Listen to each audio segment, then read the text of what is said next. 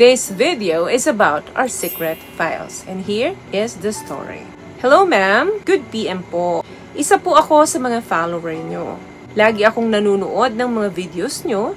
Isa po akong OFW dito sa Saudi Arabia for 12 years na.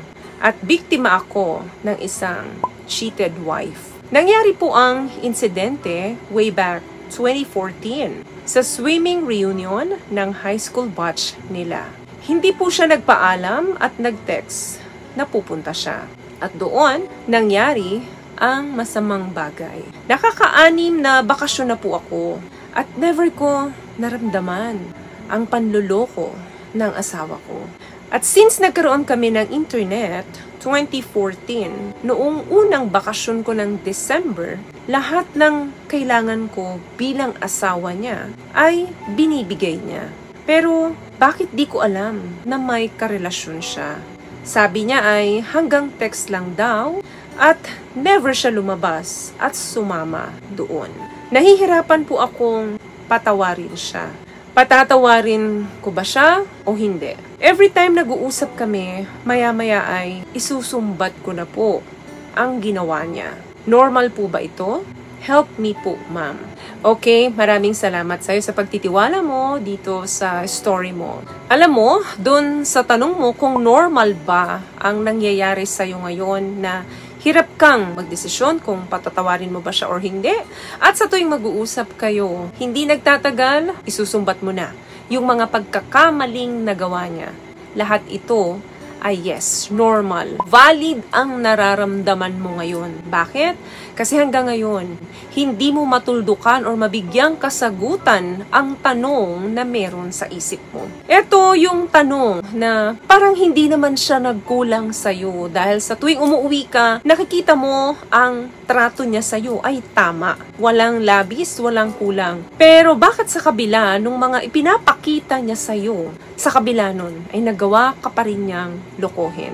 Ang panluloko ba ito na ginawa sa'yo ng wife mo ay hinala mo lamang o meron ka bang matibay na ebidensya dito? Lagi nating tatandaan na kapag ang hinala natin ay hindi natin nasabayan ng matibay na ebidensya, mananatili pong hinala ito. At ang mga hinalang yan ay hindi natin pwede bigyan ng kumpirmasyon hanggat hindi natin napapatunayan ito.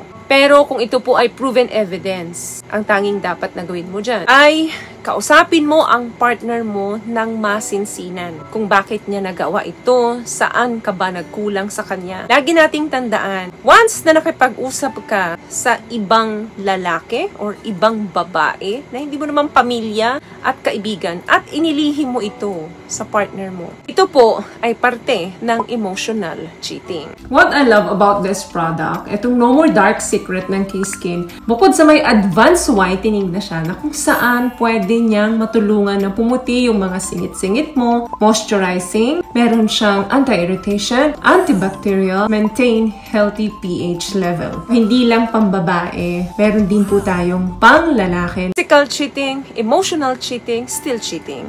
Ayokong sirain ang kalooban mo, pero sinusubukan ng asawa mo ngayon na manipulahin ang nararamdaman mo. At ikaw naman, nahihirapan kang tanggapin. Paano ka pa maniniwala sa sinasabi ng partner mo na walang nangyari sa kanila, hindi sila nagkita, kung yung mga bagay na pagsabi sa'yo ng mga maliliit na impormasyon, for example, umattend siya ng reunion nang hindi niya sinabi sa'yo, paano mo papaniniwalaan ang malalaking bagay na sinasabi niyang walang nangyari sa kanila, hindi sila nagkita? Mahirap paniwalaan to. Naiintindihan kita pagdating dito. Hindi mo alam na may karelasyon siya, syempre dahil nasa abroad ka. At pinatibay pa ito ng paglilihim niya sa'yo.